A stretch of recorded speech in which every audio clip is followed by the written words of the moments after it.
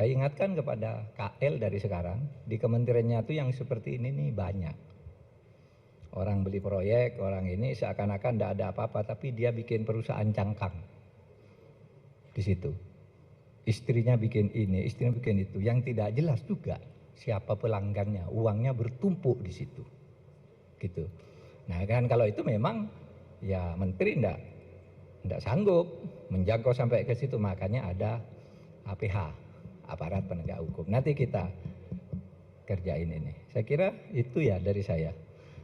Pak Mahfud, mungkin tambahan ya? Tadi ada beberapa wartawan menanyakan kepada kami ya, 69 dari pegawai di Kementerian Keuangan yang waktu itu dalam keterangan pers Pak Wamen dengan Pak Irjen yang diidentifikasikan sebagai berisiko tinggi. Ini juga tadi saya sampaikan kepada Pak Mahfud. Pak Mahfud, cara kita mendiagnosa dan mengidentifikasi dari karyawan atau pegawai Kemenq dengan skor resiko, profil resiko, itu kita punya sistemnya.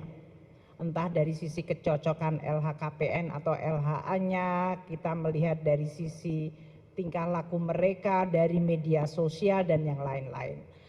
Banyak wartawan menanyakan 69 itu dari PPATK atau dari kami. Saya tegaskan itu informasi dari Kemenq.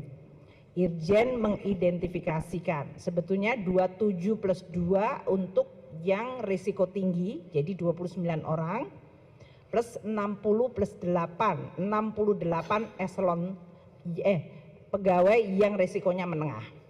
Jadi jumlahnya lebih banyak sebetulnya. Hari ini, sudah seminggu ini, Irjen kemudian makin memperdalam dan memanggil semua pegawai yang masuk di dalam profil risiko tinggi dan risiko menengah.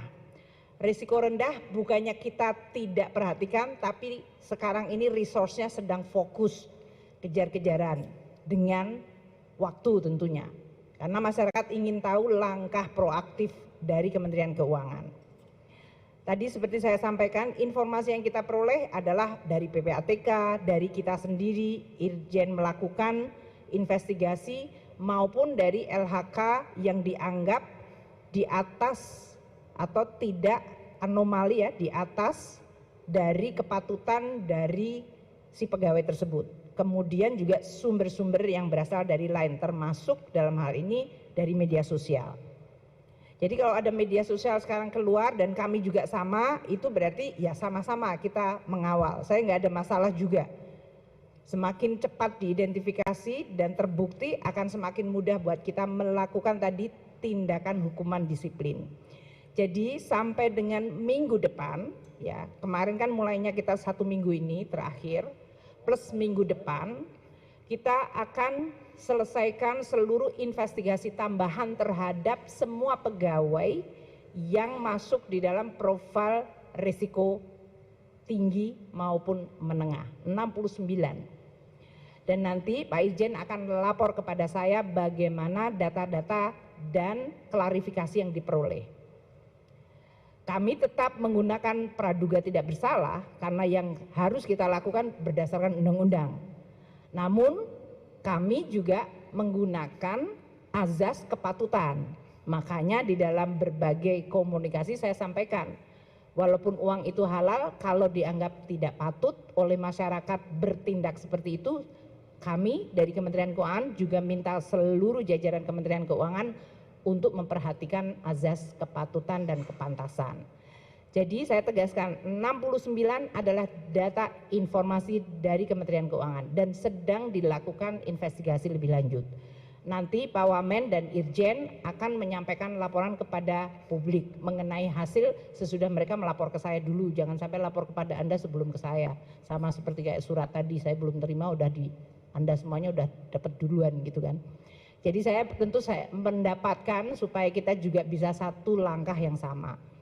Poinnya adalah seperti Pak Mahfud tadi sampaikan, saya berterima kasih kepada seluruh pihak, media, para netizen, semua pegiat, aparat penegak hukum, Pak Mahfud, PPATK, yang ikut membantu untuk membersihkan Kementerian Keuangan. Karena saya tahu ini adalah kepentingan seluruh bangsa dan negara. Jadi komitmen kita untuk membersihkan akan terus kita perkuat, dan sebagai transparansi akuntabilitas saya akan sampaikan keterangannya kepada media setiap kali ada perkembangan. Untuk langkah-langkah hukum yang dilakukan APH kami mendukung 100%. Kami akan terus mendukung dan mensinkronkan dengan apa-apa yang dilakukan dalam langkah penegakan hukum.